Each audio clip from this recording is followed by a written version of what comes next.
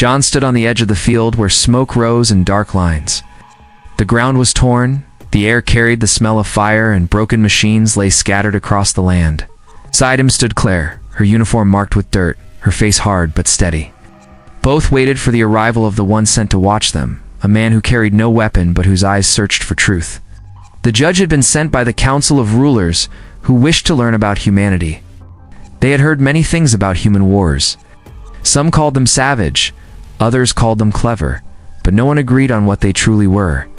So the council chose a man to act as their witness, to see with his own eyes and decide if humans were too dangerous or too valuable to be left unchecked. When the judge arrived, he did not greet them with warmth. He stepped down from the craft with calm steps, his coat long and his face unreadable. He looked at John and Claire as if he were weighing them on a scale. His first words were simple. He asked, "Where do your wars begin?" John answered that wars began not with guns, but with fear and hunger. Claire added that wars grew when leaders chose pride over peace. The judge wrote their words into his record, his hands steady as stone. They led him across the field so he could see the ruins of the last battle. Broken walls still smoked from fire. Shells and empty packs lay in the mud. John told him how men had held the line for 3 days against a force twice their size. Claire spoke of the wounded who had refused to leave until their brothers were safe. The judge watched in silence, his face showing no sign of what he thought. When night came, they sat by a dim fire in the ruined town. The judge asked why humans fought with such will when they knew they could die. John replied that men fought because someone had to stand or else nothing would remain. Claire said that life was never safe, and that to live without courage was the same as dying. The judge listened, his eyes sharp, and though he said nothing, something in his look told them he was beginning to see more than he had expected. The next day they traveled farther, into the heart of the camp. Soldiers moved with tired steps, but their eyes burned with fire. Some worked to mend weapons, others carried food to the weak, and still others dug graves for those who would not rise again. The judge walked among them and asked no questions, for what he saw spoke louder than any words. He saw men share their last bread with strangers. He saw women carry heavy loads without complaint. He saw children too young for war, but strong enough to bear it. He wrote it all into his record. John brought the judge to the command post where maps covered the walls. Here plans were drawn, risks taken, and lives weighed against victory. The judge studied the maps and asked how humans decided who must fight and who must die. The answer was given by Claire. She said that choice was never easy, but they chose those willing to give, not those who hid. She told him that true leaders walked with their men, not behind them. The judge looked at her for a long time, his eyes colder now, but not without thought. As the sun fell, the judge stood apart and looked at the horizon. He had expected to find only chaos and ruin, but instead he had found order born from struggle. He had seen men and women bend under the weight of war, but not break. He began to sense a strength that was not born of weapons, but of heart. And for the first time since he had come, he wondered what it would mean if this strength were to grow beyond this world. John and Claire came to stand beside him. John asked him what he thought of what he had seen. The judge did not answer at once. He looked at the sky as if searching for words hidden among the stars. At last he said only that he would keep watching, and that the truth of humanity's wars would not be found in a single day. His voice was calm, but deep inside, he felt a small stirring, a seed of fear he did not yet wish to name. And so the first day of judgment ended, with smoke still rising and the sound of soldiers working through the night. The judge had begun his task, but already he knew that the path ahead would not be simple. He had come to weigh humanity, but humanity was not a burden that could be measured with ease. He turned his gaze once more to the fire, and knew that what he saw here would change not only the council's decision, but his own heart as well. The next morning the judge rose before the sun. The camp was already alive. Men and women prepared their gear, checked their weapons, and spoke little. The sound of boots on hard ground and the clatter of iron filled the air. John met the judge at the edge of the camp and told him they were moving to the front. Claire joined them, her rifle across her back, her eyes steady as stone. The judge followed as the column of soldiers began the march. Dust rose from the ground with each step, and the sound of drums marked the rhythm of their movement. The judge walked among them, writing into his record as he watched. He saw young men carry loads heavier than themselves. He saw women march beside them without complaint. Saw old scars on faces that still looked forward without fear. He wondered how a people could bear so much weight and still walk with such strength. After hours of marching, the sound of distant fire reached their ears. The ground shook with the rumble of machines. The soldiers grew quiet, their focus sharpened. John raised his hand, and the column spread into lines. The judge felt the air grow tense, as if the earth itself knew what was coming. They reached the ridge and looked down upon the field below. Broken tanks smoldered, and smoke drifted across trenches cut deep into the ground. Men in torn uniforms held the line while shells struck around them. John turned to the judge and said he would see what human war truly meant. The soldiers rushed down the slope, weapons ready. Claire stayed close to the judge, guiding him to cover. The judge watched as the lines crashed together in fire and steel. Rifles cracked, blades clashed, and men shouted with voices full of rage and courage. He saw John lead from the front, charging through the smoke, never asking his men to do what he himself would not. The judge wrote every detail, though his hand shook as the roar of battle shook the earth. The enemy pressed hard, and the ground turned red. Still, the humans did not break. When one man fell, another took his place. When the line bent, John shouted and pushed them forward again. Claire fired with calm aim, her shots saving lives at the edge of collapse. The judge could not look away. He had seen wars before, but never like this. He saw no fear in their eyes, only fire that refused to die. As the battle raged, the judge saw a soldier wounded and pinned under a broken wall. Two others rushed through fire to drag him free. Both were struck, but they did not stop until the man was safe. The judge felt his chest tighten at the sight.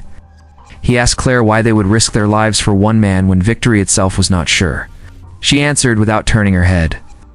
She said that no one was left behind, not while there was breath left in their bodies. The judge wrote her words down, though his hand felt heavy. Hours passed before the enemy began to fall back. Smoke thickened the air and silence slowly returned to the field. Bodies lay across the ground, broken machines smoldered, and the scent of blood and fire mixed with the wind. The humans did not cheer, for they had lost too much. Instead, they worked to carry the wounded and bury the dead. John stood tall, though his arm was cut, and his face was marked with dust. He spoke with his men, not as a commander above them, but as one of them. The judge saw how the soldiers looked at John with trust that could not be broken. That night, the camp was set up near the edge of the field. Fires burned low, and the wounded were tended with what little they had. The judge walked among them, writing down what he saw. Men gave water to the weak before drinking themselves. Women tore their own cloth to bind wounds. No one asked for reward. No one asked for thanks. They gave because they must. The judge felt the weight of what he had seen press upon him. He stood apart and looked at the stars, his heart restless. He had been told that humans were reckless, savage, and without restraint. But what he had seen was more than savagery. He had seen sacrifice and courage that no other people had shown. He felt a stirring of unease, for he knew that if such a will was ever turned outward, nothing in the wide expanse would be safe from them. Yet at the same time, he felt respect that he could not deny. When John came to stand beside him, the judge asked what gave them such strength. John answered that it was not strength alone, but the simple choice to keep walking forward no matter the cost. The judge wrote his words, but in his heart, he felt something colder. He had come to judge humanity, but after this day on the field, he feared that judgment might no longer belong to him. The judge was summoned at dawn. John told him that the queen herself had called for his presence. She wished to speak with the one who carried the record of her people. The judge followed John and Claire through the long road that led to the capital. The path was lined with soldiers standing guard, their armor marked by battle, and their faces set with quiet pride. The judge wrote down each detail, for even in silence their presence spoke of strength. They reached the city as the sun climbed higher. Towers of stone and iron rose into the sky, scarred from old wars but standing firm. The streets were filled with workers and families who bowed their heads as John and Claire passed. The judge noticed how even in a land of hardship, the people carried themselves with resolve. He wondered what gave them such unity when so much had been taken from them. At the gates of the hall, they were met by guards in silver steel. The doors opened, and the sound of trumpets filled the chamber. Inside stood the queen. She wore no crown of gold, only a simple band upon her brow. Her robe was plain, but her presence was heavy. Her eyes were sharp, her voice steady as she greeted them. She looked at the judge not with kindness, but with the weight of one who had seen more battles than many generals. She asked him what he had witnessed on the field. The judge replied with care. He told her of men who fought with fire in their hearts, told her of women who carried burdens without breaking, told her of leaders who bled beside their soldiers. The queen listened without interruption. When he finished, she rose from her throne and walked down the steps until she stood before him. Her gaze was fierce, and the hall fell silent. She told him that war had shaped her people since the first stone was raised against another. She said that war was not their choice, but their test. Each battle was proof that they would not kneel, not to hunger, not to fear, not to death. She spoke of kings who had fallen, of villages burned, of children lost, and yet of a people who always rose again. She did not speak with sorrow, but with strength, as if each scar was a crown upon her land. The judge asked her if she saw war as a curse or as pride. The queen answered without pause. She said war was a curse, but survival was pride. She said her people did not love battle, but they mastered it because the world had given them no other choice. She told him that the measure of her people was not how often they fought, but how they never allowed defeat to break them. Her voice carried across the chamber like steel striking stone.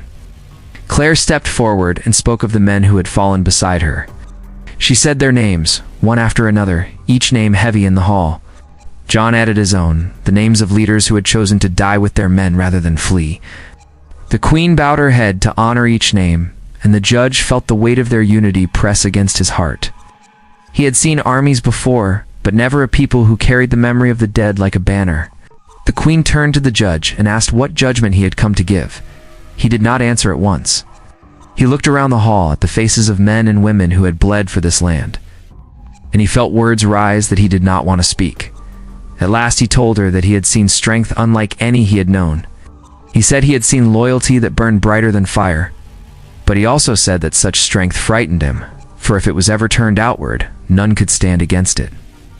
The queen did not flinch at his words. She said that fear was wise, for her people were indeed dangerous when forced to rise.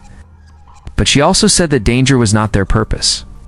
She told him that her people fought not to rule the world, but to survive it. She stepped closer, her eyes fixed on his, and said that judgment was a heavy burden, but truth was heavier still. She warned him that if he wished to understand her people, he must watch not only their battles, but their choices after the battle ended. The judge left the hall with John and Claire at his side. The sound of the queen's voice still rang in his mind. He felt the weight of her words pressing against the record in his hand. He had come to judge, but he felt that judgment was slipping from him. Instead of measuring them, he was being measured. As they walked into the fading light of day, the judge knew his fear had grown, though he would not yet speak it aloud. The judge rode with John and Claire back toward the front. The queen had spoken, but her words were still heavy in his mind. He watched the roads filled with men and women marching to fight again. Carts carried supplies, horses pulled broken machines, and children waved as soldiers passed. The judge wrote in his record, but found that his hand paused more than before. He was beginning to see not only the war, but the spirit that carried it. They reached the front at night. The camp was tense. 4 scouts had brought word of a large attack coming at dawn. John moved quickly through the camp, giving orders, checking defenses, and speaking to his soldiers. Claire walked among the lines, giving food, steadying nerves, and sharing what little comfort she could. The judge followed them and watched. He saw no man hide, no woman falter. All prepared as if tomorrow might be their last, yet none turned away. When dawn broke, the enemy came in waves. The air filled with fire, the ground shook with thunder, and smoke rolled over the field. The humans held their ground with iron will. Rifles cracked, cannons roared, and blades met in the clash of steel. The judge stood under cover, his heart pounding as he wrote what he saw. John charged with his men, shouting not for glory but for survival.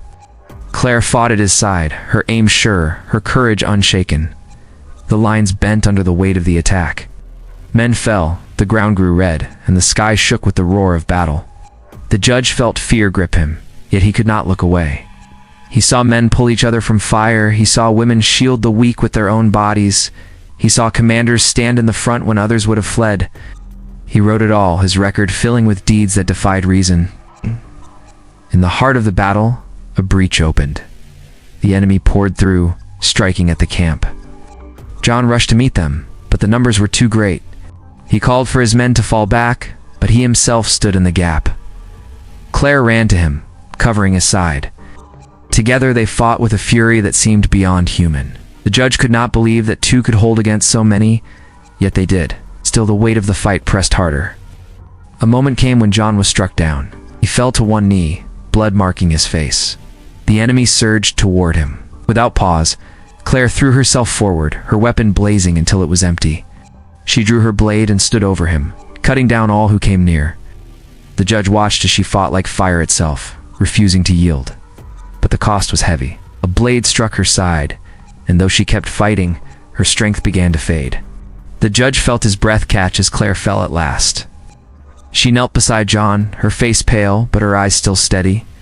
She told him to rise, to lead, to never let their fight be in vain. John gripped her hand, his voice breaking, but she smiled as she fell silent.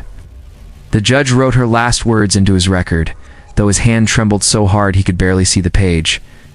Rage burned in John's eyes as he rose, rallied his men with a cry that shook the field. They charged with him, striking back with a force born of sorrow and fury.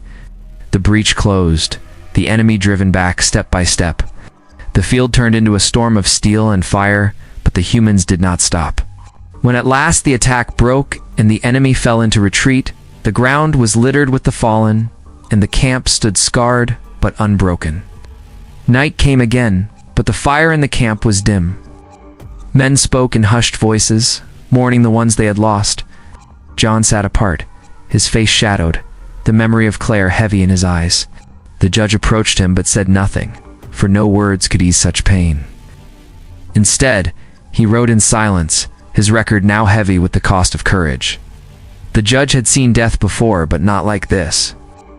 He had seen soldiers fall, but never with such devotion. He felt a weight on his heart that was not only sorrow, but fear. If humans could fight with such love for one another, if they could turn grief into fury, then they were more dangerous than he had imagined. He looked at the stars that night and wondered what power might grow from such a spirit, if it was ever unleashed beyond this land. As dawn rose, the judge closed his record for the first time without finishing his page. He knew he would write more, but he needed to breathe. He'd come to judge war, but what he saw was not only war, it was loyalty, sacrifice, and a strength that no other people had shown. He whispered to himself that he was beginning to fear. It's not because of what he had seen today, but because of what they might yet become tomorrow. The morning after the battle was heavy with silence. The ground still smoked from fire, and the cries of the wounded carried across the camp. John walked among his men with a bandage wrapped across his shoulder, his steps slow but firm. Every soldier who saw him found the strength to rise again, for his presence told them they were not beaten. The judge followed, his record clutched in his hand, his mind still full of Claire's final stand. He could not forget her face or her words. He'd seen courage before, but not a sacrifice that burned so deep. As the day went on, scouts returned with grave news. A larger force was gathering, stronger and better supplied than the one they had faced. The camp grew tense. Whispers spread that this time they could not hold. John called his commanders into the tent where maps were laid across the table. The judge was allowed to watch. He listened as John spoke with calm resolve. The plan was bold, dangerous, and almost reckless. John said they would not wait for the enemy to strike. They would strike first. The commanders hesitated, for the enemy had more men and greater weapons, but John's eyes burned with fire. He told them that to wait was to die, but to strike was to live. He reminded them that their people had never won by numbers, but by will and cunning. The room fell silent. Then one by one, the commanders nodded. They would follow him. The judge wrote down every word, though his heart grew cold. He had seen reckless plans before, and they had always led to ruin. Yet something in John's voice made even him doubt his own fear. That night, the camp prepared for the march. Soldiers sharpened their blades, checked their rifles, and tied the laces on their boots with steady hands. Aus. There was no laughter, no song, only the hard silence of men and women ready to meet death. John moved through the camp, speaking to each line, his words simple. He told them they were not fighting for glory, not for crowns or gold, but for each other. He said that every man and woman in the camp was family now, and family never abandoned one another. The judge watched the soldiers' faces harden into steel, their fear turned into fire. At dawn, they moved. The sky was gray, the wind sharp, and the earth damp beneath their boots. They marched in silence until the hills opened to reveal the enemy encampment below. Tents stretched across the valley, fires burned, and lines of guards paced the field. John raised his hand and the soldiers spread across the ridge. The attack began with a single shot that rang through the air like a signal of judgment. The humans poured down the slope, shouting as they struck. Rifles cracked, blades cut, and fire swept through the camp. The enemy reeled in shock, caught unprepared. Chaos filled the valley. John led from the front, striking like a storm. The judge watched in awe as men and women moved with deadly purpose.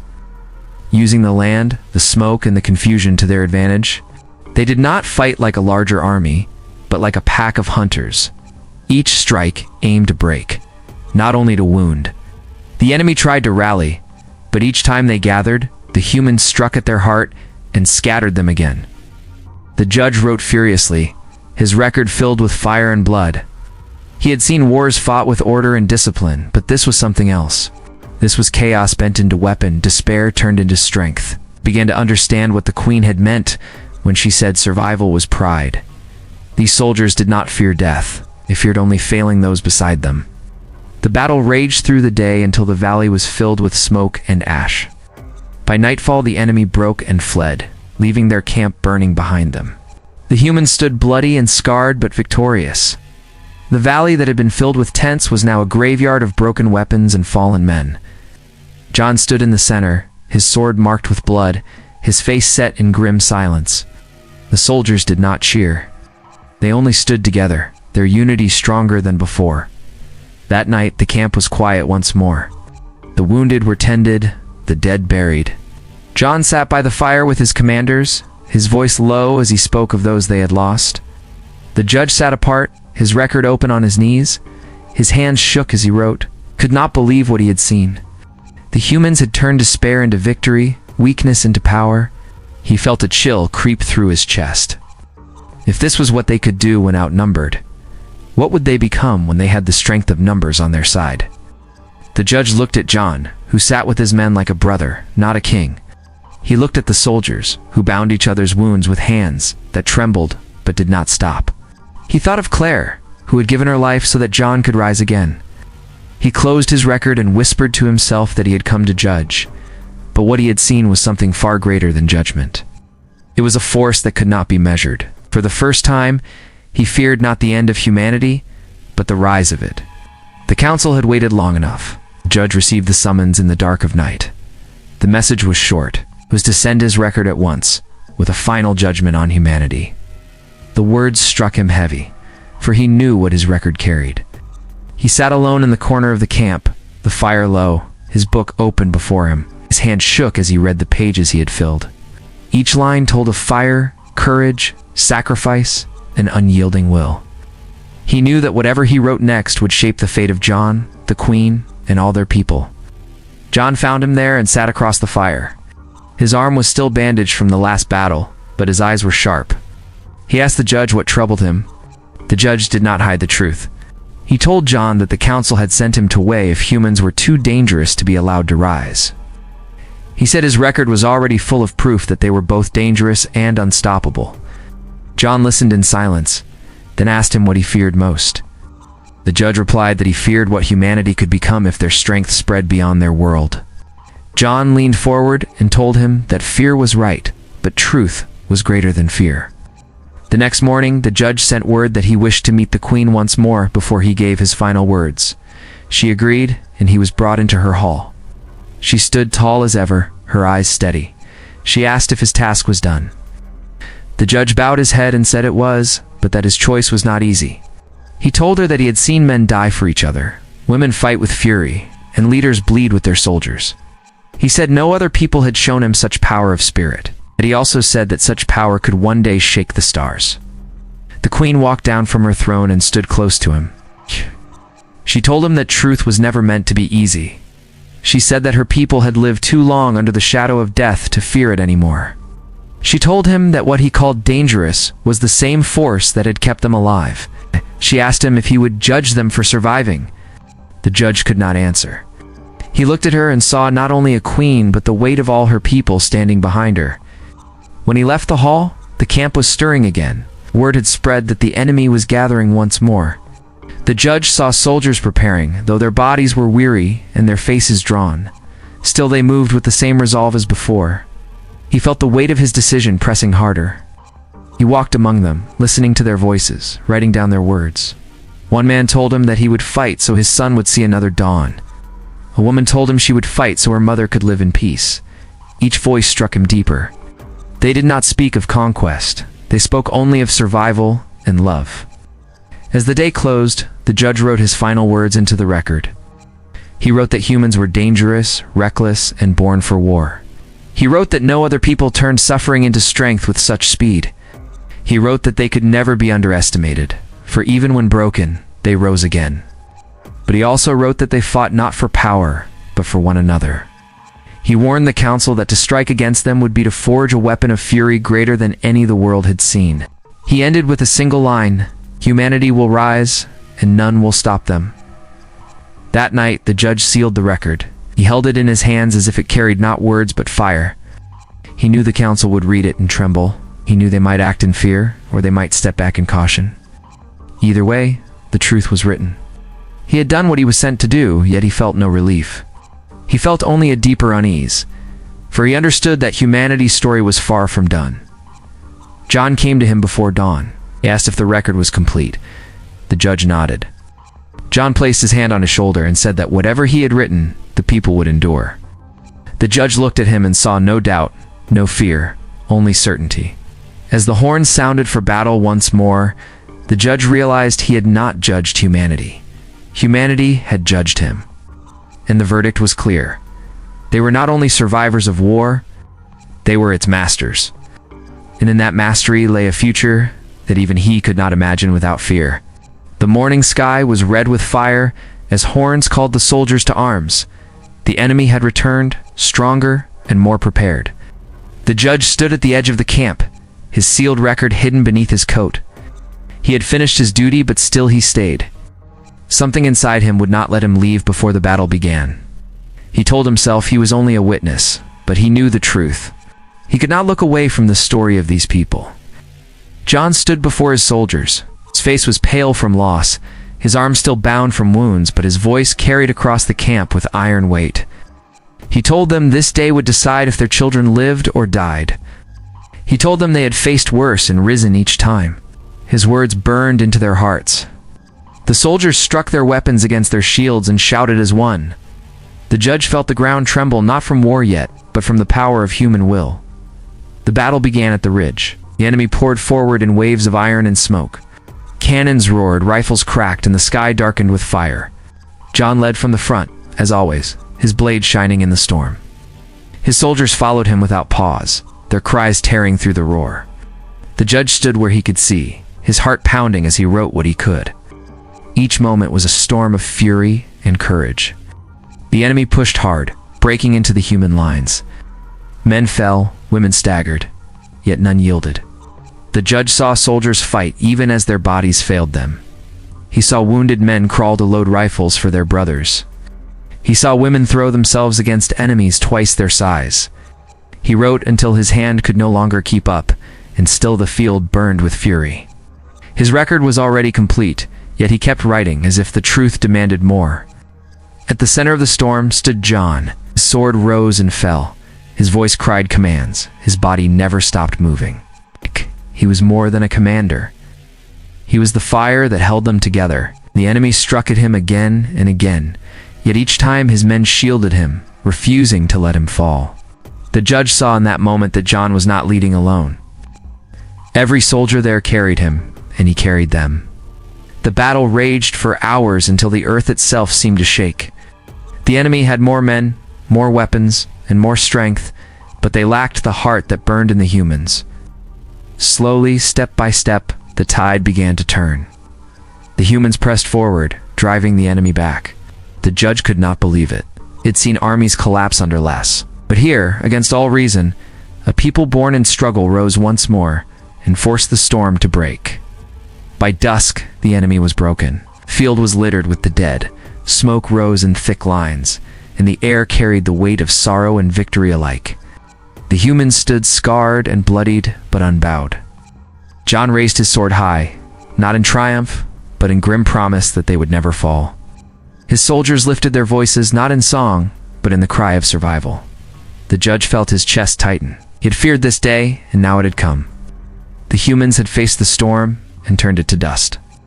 That night, the camp was filled with silence. Fires burned low, and the wounded were tended with careful hands. The judge walked among them and saw faces lined with grief, but also with unshaken resolve. He thought of Claire, who had given her life so John could stand here now.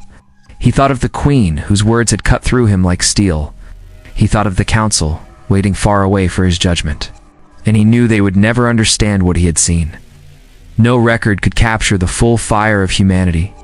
Before dawn, he stood at the edge of the camp. John came to him, his face marked with dust and blood, his voice steady. He asked if the record was complete. The judge nodded. John told him that whatever he had written, the people would endure. Then he walked away to stand with his men. The judge opened the sealed record once more, though he knew it was forbidden. He added one final line in his own hand. He wrote that he had been sent to judge humanity's wars, but that now he feared what they could do next.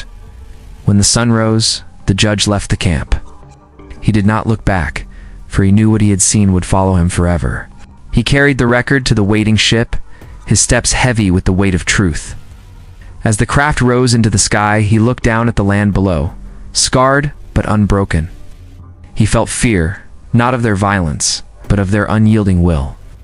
He knew then that no council, no power, no force would ever truly break them. Humanity had been judged, and the verdict was not weakness, but destiny.